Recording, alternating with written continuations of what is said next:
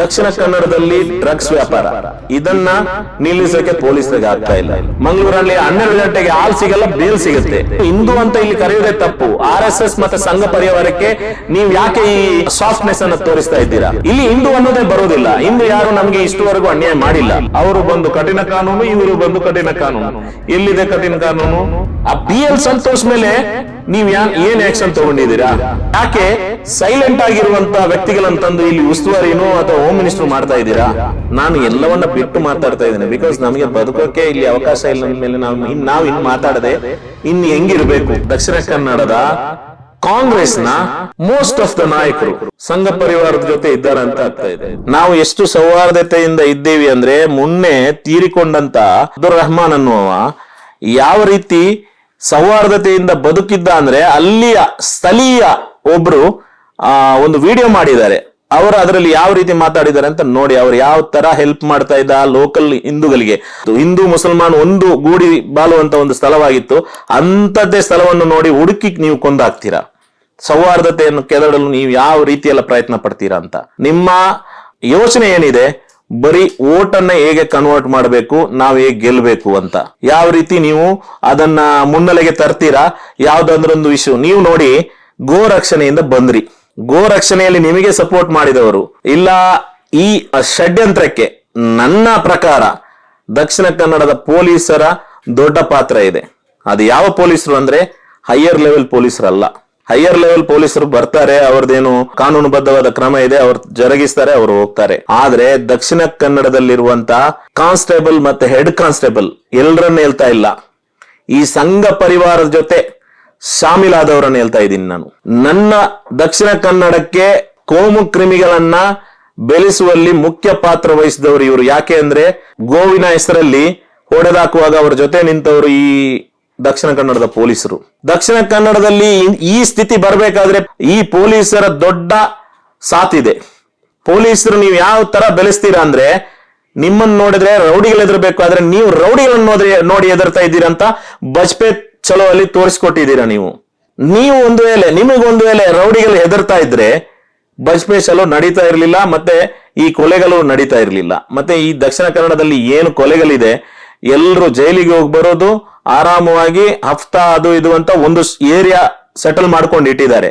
ಒಂದೊಂದು ಏರಿಯಾ, ಸುರತ್ಕಲ್ ಅಲ್ಲಿ ಒಂದು ಏರಿಯಾ, ಕೊಲೆ ನಡೆದಂತ ಇದೇನಿದೆ ಬಂಟ್ವಾಳದಲ್ಲಿ ಅದೊಂದು ಏರಿಯಾ. ಈ ತರ ಏರಿಯಾಗಳನ್ನ ಸೃಷ್ಟಿ ಮಾಡಿದವರೇ ಈ ಪೊಲೀಸರು. ಪೊಲೀಸರ ಹೆದರಿಕೆ ಇಲ್ಲದೆ ಇದೆಲ್ಲ ನಡೀತಾ ಇದೆ.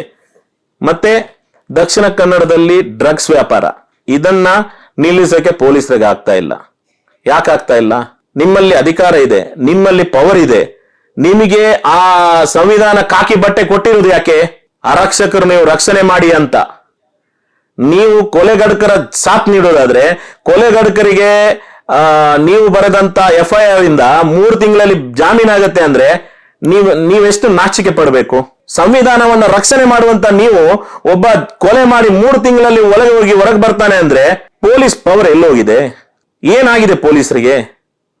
ಮತ್ತೆ ರಾಜಕೀಯ. ಈಗ ನಾನು ರಾಜಕೀಯಕ್ಕೆ ಬರೋದಾದ್ರೆ, ಸಿದ್ದರಾಮಯ್ಯನವರನ್ನ ಬೆಂಬಲಿಸಿ ಒಂದು ಸಮುದಾಯ 88% ವೋಟ್ ಹಾಕಿದೆ.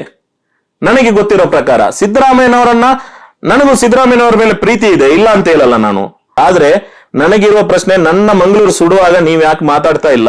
ನೀವ್ ಯಾಕೆ ಆಕ್ಷನ್ ತೆಗಿತಾ ಇಲ್ಲ? ಹೋಮ್ ಮಿನಿಸ್ಟರ್ ಯಾಕೆ ಇಷ್ಟುವರೆಗೆ ಇಟ್ಟಿದ್ದೀರಾ? ಆ ಕೊಲೆ ಬಜ್ಪೆ ಚಲೋ ನಡೆದು ಆ ಕೊಲೆ ನಡೆದಾಗಲೇ ಹೋಮ್ ಮಿನಿಸ್ಟರ್ ರಾಜೀನಾಮೆ ಕೊಟ್ಟು ಮನೆಗೆ ಹೋಗ್ಬೇಕಿತ್ತು, ಮಾನ ಮರ್ಯಾದೆ ಇದ್ದಿದ್ರೆ. ಯಾಕೆ ಮಾಡ್ತಾ ಇಲ್ಲ? ಇಲ್ಲ ಅಂದ್ರೆ ನಾವು ಬದುಕೋದು ಹೇಗೆ? ಒಂದು ಗವರ್ಮೆಂಟ್ ಅನ್ನು ನಂಬಿ, ಒಂದು ಸರ್ಕಾರವನ್ನೇ ನಂಬಿ ನಾವು ಏನು ಈ ನಾಗರಿಕ ಸಮಾಜ ಏನಿದೆ, ಆ ಮುಂಚೆ ಇದ್ದಂತ ಸರ್ಕಾರವನ್ನ ಉರುಳಿಸಿ ಈಗಿನ ಸರ್ಕಾರಕ್ಕೆ ಅವಕಾಶ ಕೊಟ್ಟಿದೆ. ನೀವು ನೋಡಿದ್ರೆ ಎಲ್ಲೋ ಕೂತ್ಕೊಂಡು ಪೇಪರ್ ಓದ್ತೀರಾ, ಅಲ್ಲಿ ಕೊಲೆ ಹೋಮ್ ಮಿನಿಸ್ಟರ್ ಬಂದು ಕಮೆಂಟ್ರಿ ಕೊಡ್ತಾರೆ. ನಮಗೆ ಯಾಕೆ ಕಮೆಂಟ್ರಿ ಕೊಡಕ್ಕೆ ಹೋಮ್ ಮಿನಿಸ್ಟರ್ ಬೇಕಾ? ನಮ್ಗೆ ಗೊತ್ತಿಲ್ವಾ ಊರಲ್ಲಿ ಏನ್ ನಡೀತಾ ಇದೆ ಅಂತ? ನೀವ್ ಏನ್ ಆಕ್ಷನ್ ತಗೊಂಡಿದ್ದೀರಾ? ನೀವು ಆ ಸ್ಟೇಜ್ ಅಲ್ಲಿ ಬಜ್ಪೆ ಚಲೋಲ್ಲಿ ಇದ್ದಂತ ಎಷ್ಟು ಜನರ ಮೇಲೆ ಕೇಸ್ ಹಾಕಿದ್ದೀರಾ? ಶ್ರೀಕಾಂತ್ ಶೆಟ್ಟಿ ಯಾಕೆ ಅರೆಸ್ಟ್ ಆಗಿಲ್ಲ? ಅವನನ್ನ ಯಾಕೆ ಅರೆಸ್ಟ್ ಮಾಡ್ತಾ ಇಲ್ಲ ನೀವು? ನೋಡಿ, ಕೊಲೆ ಮಾಡುವವರು ಈಸಿಯಾಗಿ ಸಿಗ್ತಾರೆ, ಪೊಲೀಸರು FIR ಮಾಡ್ತಾರೆ, ಕಲಿಸ್ತಾರೆ, ಅವ್ರ ಕೆಲಸ ಮುಗೀತು. ಕೊಲೆ ಮಾಡಿಸಿದವರು ಯಾರು? ಈ ಕೊಲೆ ಕಾರಣ ಯಾರು? ನಿಮ್ಮ ಸರ್ಕಾರದ ತಪ್ಪನ್ನ ನೀವು ಸರಿಪಡಿಸಿಲ್ಲ ಅಂದ್ರೆ ದಕ್ಷಿಣ ಕನ್ನಡ ಇನ್ನು ಯಾವತ್ತೂ ಸರಿ ಹೋಗಲ್ಲ. ಇನ್ನು 3 ವರ್ಷ ಇದೆ. ಯೋಚನೆ ಮಾಡಿ ಯಾವ ರೀತಿ ಬದಲಾವಣೆ ಆಗ್ಬೇಕು, ಯಾವ ರೀತಿ ಬರಬೇಕು, ಏನಾಗ್ಬೇಕು ಅಂತ. ನನ್ನ ಪ್ರಕಾರ ದಕ್ಷಿಣ ಕನ್ನಡವನ್ನ ಸರಿ ಮಾಡ್ಬೇಕಾದ್ರೆ ಮುಂಬೈಯಲ್ಲಿ ಏನು ಅಂಡರ್ ವರ್ಲ್ಡ್ ಅನ್ನ ಕಂಟ್ರೋಲ್ಗೆ ತಂದ್ರಲ್ವಾ, ಅದನ್ನು ದಕ್ಷಿಣ ಕನ್ನಡಕ್ಕೆ ತನ್ನಿ. ಪೊಲೀಸರ ಮೇಲೆ ನಾನು ಎಲ್ಲಾ ಪೊಲೀಸರಿಗೆ ಹೇಳ್ತಾ ಇದ್ದೀನಿ, ಪೊಲೀಸರ ಮೇಲೆ ಭಯ ಹುಟ್ಟಿಸಿ. ಪೊಲೀಸರು ಅಂದ್ರೆ ನಡಗಬೇಕು. ನಾನು ಎಲ್ಲಾ ರಾಷ್ಟ್ರದ ಪೊಲೀಸರನ್ನು ನೋಡಿದ್ದೀನಿ, ಬೇರೆ ಬೇರೆ ರಾಷ್ಟ್ರದ ಪೊಲೀಸರನ್ನು ನೋಡಿದ್ದೀನಿ, ಹೆದರ್ತಾರೆ ಅಲ್ಲಿ. ಆದ್ರೆ ನಮ್ಮಲ್ಲಿ ಪೊಲೀಸರು ಇದ್ರೆ ಎಲ್ರು ರೌಡಿಗಳು ಇರ್ತಾರೆ, ಎಲ್ರು ಇರ್ತಾರೆ. ಒಬ್ಬರು ರೌಡಿ 8 ಗಂಟೆಗೆ ಒಳಗಡೆ ಹೋಗ್ತಾ ಜೈಲಿಗೆ ಸ್ಟೇಷನ್ಗೆ ಹೋಗ್ತಾನೆ, 10 ಗಂಟೆಗೆ ಬೇಲ್ ತಗೊಂಡ್ ಬರ್ತಾನೆ. ಮಂಗಳೂರಲ್ಲಿ 12 ಗಂಟೆಗೆ ಹಾಲ್ ಸಿಗಲ್ಲ, ಬೇಲ್ ಸಿಗುತ್ತೆ. ಈ ರೀತಿಯಾಗಿ ಮಂಗಳೂರನ್ನ ಬೆಳೆಸಿದ್ದೀರಾ. ಹಾಗಿದ್ರೆ ನೀವು ನಿಮ್ಮ ಮಂತ್ರಿ ಮಂಡಲದಲ್ಲಿ ಇದ್ರ ಬಗ್ಗೆ ಚರ್ಚೆನೆ ಆಗಲ್ವಾ? ಇಷ್ಟು ಜನ ಮಂತ್ರಿಗಳಿದ್ದಾರೆ, ಯಾರಾದ್ರೂ ನಿಮ್ಗೆ ಇದ್ರ ಬಗ್ಗೆ ಒಂದು ಸ್ವಲ್ಪ ಮಂಗಳೂರು ಬಗ್ಗೆ ನಾವು ಏನಾದ್ರೂ ಮಾಡ್ಬೇಕು ಅನ್ನುವ ಒಂದು ಸ್ವಲ್ಪ ನಿಮಗೆ ಹ್ಯುಮ್ಯಾನಿಟಿ ಇಲ್ವಾ? ಯಾರಿಗಾದ್ರೂ ಇಷ್ಟು ಕೊಲೆ ನಡೀತಾ ಇದೆ, ಆ ಮನುಷ್ಯತ್ವ ಅನ್ನೋದು ನಿಮ್ಮಲ್ಲೂ ಇಲ್ವಾ? ಯಾವಾಗ ಮಂಗಳೂರನ್ನ ಕರೆಕ್ಟ್ ಮಾಡ್ತೀರಾ ನೀವು? ಮಂಗಳೂರು ಸೌಹಾರ್ದತೆಗೆ ಯಾವಾಗ ಬರುತ್ತೆ?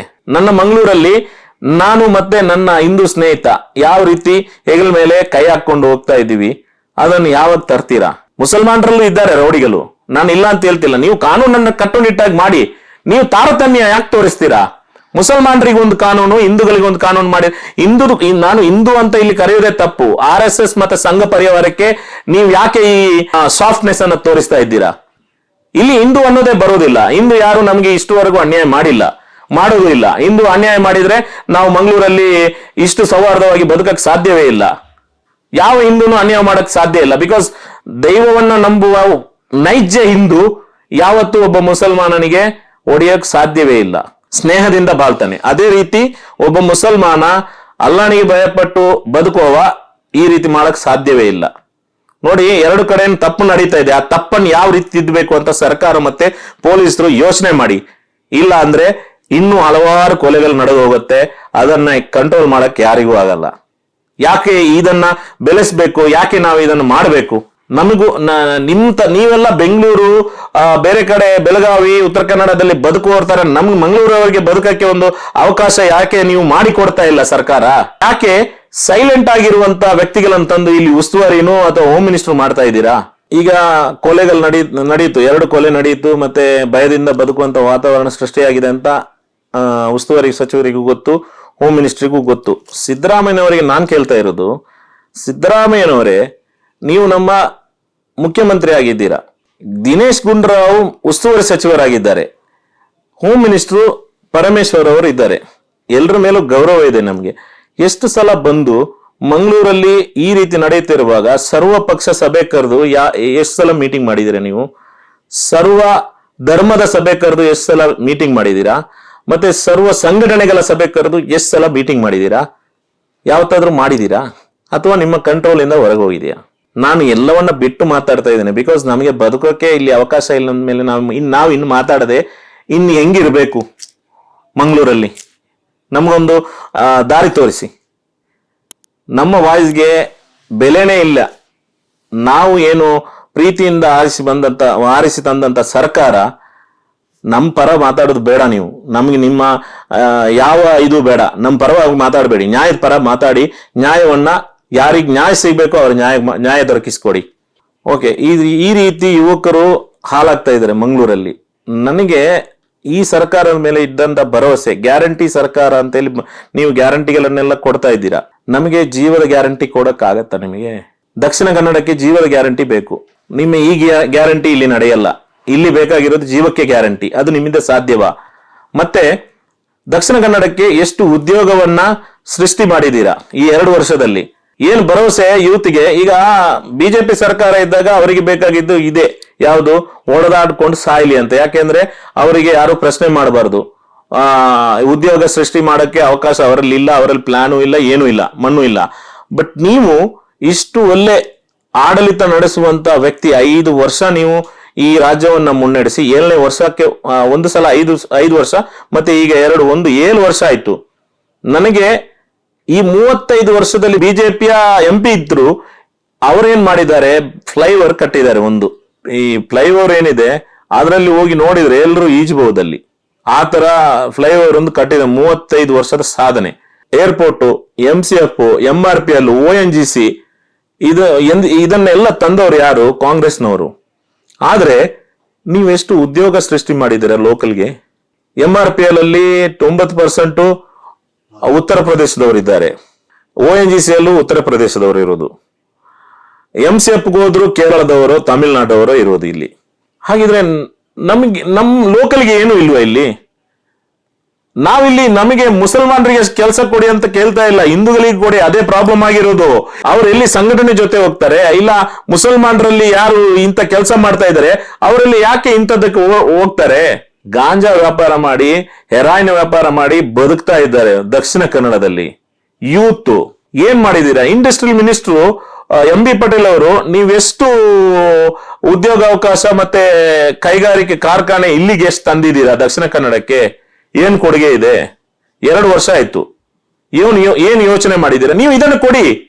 ಇದನ್ನು ಕೊಟ್ರೆ ಆಟೋಮೆಟಿಕ್ ಆಗಿ ನಡೆಯುತ್ತದೆ. ಯೂತ್ ಅನ್ನ ಬ್ಯುಸಿಯಾಗಿ ಇಟ್ಕೊಳ್ಳಿ, ಅವ್ರಿಗೆ ಉದ್ಯೋಗ ಕೊಡಿ, ನಿಮ್ ಜೊತೆ ಯೂತ್ ಬರುತ್ತೆ. ಮುಂಚೆ ಒಬ್ಬ ಹೋಮ್ ಮಿನಿಸ್ಟರ್ ಇದ್ದ, ಪ್ರತಿ ಸಲ ಬಂದಾಗ ಕಠಿಣ ಕಾನೂನು. ಈಗಿನ ಹೋಮ್ ಮಿನಿಸ್ಟರ್ ಆಗಿನ ಹೋಮ್ ಮಿನಿಸ್ಟರ್ಗೆ ಏನು ಕಠಿಣ ಕಾನೂನು ಕಠಿಣ ಕ್ರಮ ಇಬ್ರು ಒಂದೇ ತರ ಇದ್ದಾರೆ. ಅವರು ಬಂದು ಕಠಿಣ ಕಾನೂನು, ಇವರು ಬಂದು ಕಠಿಣ ಕಾನೂನು. ಎಲ್ಲಿದೆ ಕಠಿಣ ಕಾನೂನು? ಅದನ್ನ ಹೇಳ್ಬಿಟ್ಟು ನೀವು 6 ತಿಂಗಳಾಯ್ತು, ಎಲ್ಲಿ ನಿಮ್ಮ ಆಂಟಿ ಕ್ರಿಮಿನಲ್ ಫೋರ್ಸ್ ಇದೆ? ಒಂದು ಸೋಷಿಯಲ್ ಮೀಡಿಯಾದಲ್ಲಿ ಈ ತರ ಜೀವ ಬೆದರಿಕೆ ಆಗ್ತಾ ಇದ್ದಾರೆ, ಅವ್ರ ಮೇಲೆ ಎಷ್ಟು ಆಕ್ಷನ್ ತಗೊಂಡಿದ್ದೀರಾ? ಸೋಷಿಯಲ್ ಮೀಡಿಯಾದಲ್ಲಿ ಬರುವಂತ ಇದನ್ನ ನಿಮಗೆ ನಿಲ್ಲಿಸಕ್ಕಾಗಲ್ಲ ಅಂದ್ರೆ ಅವ್ರು ಏನೆಲ್ಲ ಷಡ್ಯಂತರ ಮಾಡ್ತಾರೆ? ಮುಸಲ್ಮಾನರಿಗೆ ಹೊಡೆಯೋದಲ್ಲ. ಈ BL ಸಂತೋಷ್ ತರದವರು ಪೋಸ್ಟ್ ಹಾಕ್ತಾರೆ. ಯಾರು? ಒಬ್ಬ ರೌಡಿಯ ಮರ್ಡರ್ ಆಗಿದೆ, ಅವನೊಬ್ಬ ರೌಡಿ, ಅವನೊಬ್ಬ ಕೀರ್ತಿ ಅನ್ನೋ ದಲಿತ ಯುವಕನನ್ನು ಕೊಂದಿದ್ದಾನೆ, ಮತ್ತೆ ಫಾಜಿಲ್ ಅನ್ನೋ ಅಮಾಯಕನನ್ನು ಕೊಂದಿದ್ದಾನೆ. ಅವನೊಬ್ಬ ರೌಡಿ ಶೀಟರ್. ನೋಡಿ, ಅವನನ್ನು ಕೊಂದಿರೋದನ್ನ ನಾನು ಯಾವತ್ತೂ ಸರಿ ಅನ್ನೋದಿಲ್ಲ. ಬಿಕಾಸ್ ಅವನ ತಂದೆ ತಾಯಿಯ ಇದನ್ನು ನೋಡುವಾಗ ನಮಗೂ ತಂದೆ ತಾಯಿ ಇದ್ದಾರೆ, ಅರ್ಥ ಆಯ್ತಾ? ಅದು ಆ ನೋವು ನಮಗೆ ಅರ್ಥ ಆಗ್ತದೆ. ನಾವು ಅದರಿಂದ ಬೆಳೆದು ಬಂದವರು. ತಂದೆ ಇಲ್ಲ ಅಂದ್ರೆ ಏನಾಗುತ್ತೆ, ಮಗ ಇಲ್ಲ ಅಂದ್ರೆ ಏನಾಗುತ್ತೆ, ಯಾವ ರೀತಿ ಆ ಸಂಸಾರ ಹೋಗುತ್ತೆ ಅಂತ. ಆ BL ಸಂತೋಷ್ ಮೇಲೆ ನೀವ್ ಏನ್ ಆಕ್ಷನ್ ತಗೊಂಡಿದ್ದೀರಾ? ನೋಡಿ, ಇಲ್ಲಿ ಪ್ರತಿಯೊಂದು ಮರ್ಡರ್ ಇದೆ ಅಲ್ವಾ, ಮುಸಲ್ಮಾನನ ಮರ್ಡರ್ ಏನಿದೆ, ಇದು ನೀವು ಈಗ ಏನು ಕಾಂಗ್ರೆಸ್ ಸರ್ಕಾರ ಇದೆ ಇದಕ್ಕೆ ಅವರು ಕೊಡುವ ಸವಾಲು. ನೀವು ಯೋಚಿಸಬೇಡಿ ಮುಸಲ್ಮಾನರಿಗೆ ಸವಾಲು ಆಗ್ತಾ ಇದ್ದಾರೆ, ಮುಸಲ್ಮಾನರನ್ನು ಕಡಿತಾ ಇದ್ದಾರೆ ಅಂತ. ಇಲ್ಲ, ಅವರ ದ್ವೇಷ ಕಾಂಗ್ರೆಸ್ ವಿರುದ್ಧ. ನೀವು ಎಷ್ಟು ಅದನ್ನ ಸಡಿಲವಾಗಿ ಬಿಡ್ತೀರಾ ಅಷ್ಟು ನೀವು ಈ ರಾಜ್ಯದಲ್ಲಿ ಅಧಪತನಕ್ಕೆ ಹೋಗ್ತೀರಾ ಅಂತ ಕನ್ಫರ್ಮ್. No doubt. ಅದರಲ್ಲಿ ಇನ್ನು 3 ವರ್ಷ ಇದೆ. ಯಾವ ರೀತಿ ದಕ್ಷಿಣ ಕನ್ನಡವನ್ನ ಕಾಪಾಡಬೇಕು, ಯಾವ ರೀತಿ ಅದನ್ನ ಮರು ಸೌಹಾರ್ದತೆ ಹತ್ರ ತರಬೇಕು ನನಗ್ ಗೊತ್ತಿಲ್ಲ. ದಕ್ಷಿಣ ಕನ್ನಡದ ಕಾಂಗ್ರೆಸ್ನ ಮೋಸ್ಟ್ ಆಫ್ ದ ನಾಯಕರು ಸಂಘ ಪರಿವಾರದ ಜೊತೆ ಇದ್ದಾರೆ ಅಂತ ಆಗ್ತಾ ಇದೆ. ಇಲ್ಲ ಅಂದ್ರೆ ಎಲ್ಲಿದ್ದಾರೆ? 4 ಲಕ್ಷ 5 ಲಕ್ಷ ವೋಟ್ ತಗೊಂಡದಂತ ಲಾಸ್ಟ್ ಟೈಮ್ ಸೋತದ್ದ MP ಯಲ್ಲಿ, ಅದಕ್ಕಿಂತ ಮುಂಚೆ ಸೋತದ್ದ MP ಯಲ್ಲಿ ಎಲ್ಲಿದ್ದಾರೆ ಇವರೆಲ್ಲ? ಇವ್ರಿಗೆ ಯಾರಿಗೂ ಮುಸಲ್ಮಾನರು ಬೇಡವಾ? ಬಿಡಿ, ಮುಸಲ್ಮಾನರು ಬೇಡ ಬಿಡಿ. ಒಂದು ಹಿಂದೂ ಯುವಕನ ಹತ್ಯೆ ಆದಾಗ ಖಂಡನೆ ಮಾಡಿ ಅದನ್ನ ನಿಲ್ಲಿಸುವಂತ ಒಂದು ಸ್ವಲ್ಪ ಕಿಂಚಿತ್ತು. 7 ಜನ ಸೋತಿದ್ದಾರೆ. ಸೋತವರೆಲ್ಲ ಎಲ್ಲಿದ್ದಾರೆ? ಕಾಂಗ್ರೆಸ್ ಇಂದ ಸೋತವರು. ಏನ್ ಮಾಡ್ತಾ ಇದ್ದಾರೆ? ಬರೀ ದುಡ್ಡು ಕೊಟ್ಟು, ಅಕ್ಕಿ ಕೊಟ್ಟು, ಅನ್ನ ಕೊಟ್ರೆ ಆಯ್ತಾ? ಅಷ್ಟೇನಾ ನಿಮ್ ಕೆಲ್ಸ? ಕೊಲೆ ನಡೀತಾನೆ ಇರ್ಲಿಯಾ? ಎಲ್ಲಿದ್ದಾರೆ ದಕ್ಷಿಣ ಕನ್ನಡದ ಕಾಂಗ್ರೆಸ್ ನಾಯಕರು? ಏನ್ ಮಾಡ್ತಾ ಇದ್ದಾರೆ? ಕಾಂಗ್ರೆಸ್ ನಲ್ಲೂ ಹಲವು ಹಿಂದೂ ನಾಯಕರಿದ್ದಾರೆ, ಯಾರು ವಾಯ್ಸ್ ಎತ್ತಾ ಇಲ್ಲ. ಯಾಕೋ ಗೊತ್ತಿಲ್ಲ, ಹೆದರಿಕೆ, ಸಂಘ ಪರಿವಾರ ಏನಾದ್ರು ಮಾಡಬಹುದು ಅಂತ. ಬಟ್ ಅವರಿಗೆ ಓಟಿಗೆ, ಅವ್ರ ಹಿಂದೆ ತಿರುಗಾಡಕ್ಕೆ, ಅವರಿಗೆ ಬಾಕ್ಸರ್ ಬೌನ್ಸರ್ ಆಗಿ ಬರೋಕೆ ಮುಸಲ್ಮಾನರು ಯುವಕರು ಬೇಕು. ಓಟ್ ಬಂದಾಗ ಮುಸಲ್ಮಾನರು ಯುವಕರು ಬೇಕು ಇವರಿಗೆ.